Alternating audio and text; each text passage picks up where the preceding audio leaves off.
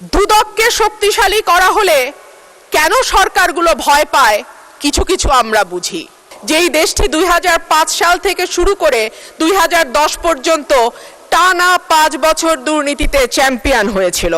দাবি নম্বর 50-এর উপর 4 জন মাননীয় সংসদ সদস্য ছাঁটাই প্রস্তাব দিয়েছেন। আমি এই 4 জন নোটিশ প্রদানকারী সদস্যদের মধ্য থেকে বিরোধী দল থেকে প্রাপ্ত তালিকা মোতাবেক 2 জনকে ছাঁটাই প্রস্তাব উত্থাপনের জন্য আহ্বান জানাচ্ছি। প্রথমেই বেগম রুমিন ফারহানা, ব্রাহ্মণবাড়িয়া 2, আপনার সময় 3 মিনিট। মাননীয় স্পিকার, আপনাকে ধন্যবাদ। মাননীয় স্পিকার, এখানে 20 কোটি 79 লক্ষ টাকা মঞ্জুরের প্রস্তাব রাখা হয়েছে। আমি প্রতীকী হিসেবে 500 টাকা হ্রাস করবার প্রস্তাব দিয়েছি। মাননীয় স্পিকার, আমি এই দুর্নীতি নিয়ে কথা বলতে গিয়ে সার্চ করে দেখছিলাম গুগল কি বলে, বাংলাদেশের দুর্নীতিতে টপ মোস্ট পেশা দুটো কোনটা। দেখলাম 1 নম্বরে আছে রাজনীতিবিদদের নাম, 2 নম্বরে আছে আমলাদের নাম। কোন রাজনীতিবিদ যখন পেশা হিসাবে লেখেন রাজনীতি, তখন আমি সঙ্গত কারণেই খুব অবাক হই।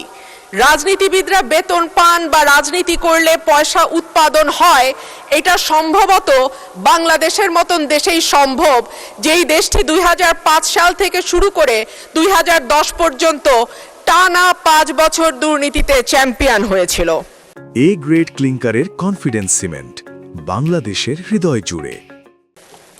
মাননীয় স্পিকার, আমরা বিগত সরকারের আমলে ছাগল কাণ্ড দেখেছি, বালিশ দুর্নীতি দেখেছি, রূপপুর পারমাণবিক বিদ্যুৎ কেন্দ্র নির্মাণের সময় যে ভয়াবহ দুর্নীতি হয়েছে সেটাও দেখেছি। আমরা দেখেছি একজন পিয়ন কি করে 400 কোটি টাকার মালিক হয় এবং হেলিকপ্টার ছাড়া চলাফেরা করতে পারে না বলে তৎকালীন প্রধানমন্ত্রী নিজেই বলেছিলেন। মাননীয় স্পিকার, আমরা ব্যাংক থেকে লক্ষ কোটি টাকার লোপাট দেখেছি, ভুয়া কোম্পানির নামে অর্থ আত্মসাৎ, ইচ্ছাকৃত ঋণ খেলাপি ইত্যাদি ইত্যাদি দেখেছি। ওভার ইনভয়েসিং, আন্ডার ইনভয়েসিং, হুন্ডি, ভুয়া রপ্তানি বিল মারফত টাকা কিভাবে দেশের বাইরে পাচার হয়েছে। আমরা দেখেছি মেগা প্রজেক্ট, মেগা দুর্নীতি। আমরা দেখেছি নিয়োগ, পদোন্নতি এবং সরকারি কেনাকাটায় অনিয়ম।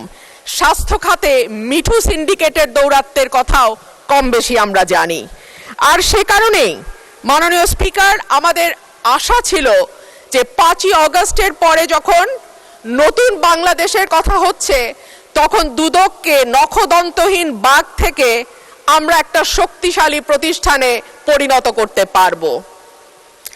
অন্তর্বর্তীকালীন সরকার প্রস্তাব দিয়েছিল, অধ্যাদেশ তৈরি করেছিল, দুর্নীতি দমন কমিশন সংশোধন অধ্যাদেশ 2025। মাননীয় স্পিকার, এই সরকার ক্ষমতায় আসার পর 100-র উপর অধ্যাদেশ আইনে পরিণত হয়েছে, কিন্তু দুর্নীতি দমন কমিশন সংশোধন অধ্যাদেশ আইন করা হয় নাই।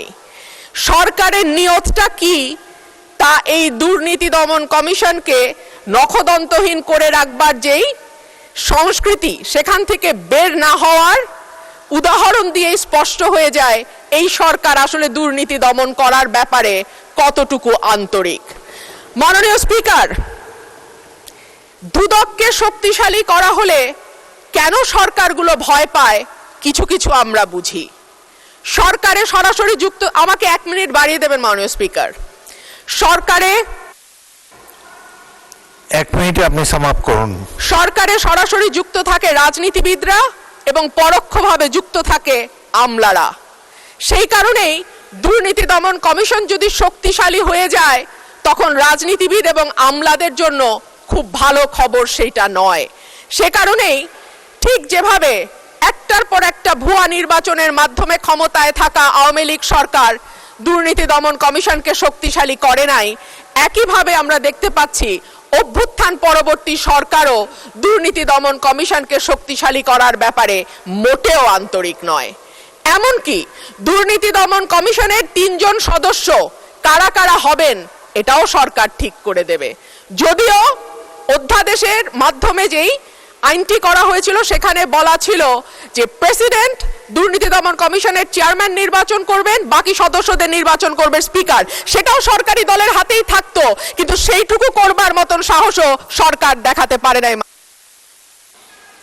ধন্যবাদ মাননীয় সদস্য।